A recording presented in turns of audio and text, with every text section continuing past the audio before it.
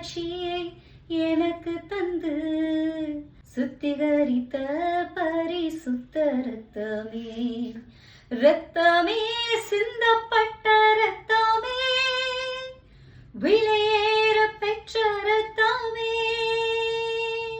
ரத்தமே சிந்தப்பட்ட ரத்தமே, எனக்கு விலையாக சிந்தப்பட்டதே. ஆமாங்க, இயேசுவின் ரத்தம், விலையேற பெற்ற ரத்தம் உங்களுக்காகவும் எனக்காகவும் சிந்தப்பட்டதா இருக்கிறது.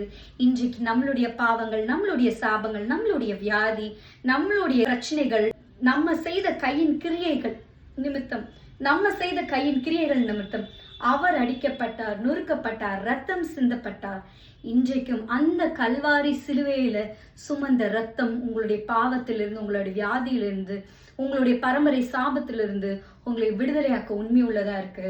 சிந்தப்பட்ட ரத்தத்தை நம்பும் போது, இயேசு உங்களுக்காக மரித்தார், இயேசுவின் ரத்தம் உங்க மேல தூய்க்கப்பட்டிருக்குன்னு விசுவாசிக்கும் போது கண்டிப்பா பாவத்திலிருந்து நீங்கள் விடுதலை பெறுவீர்கள். God bless you.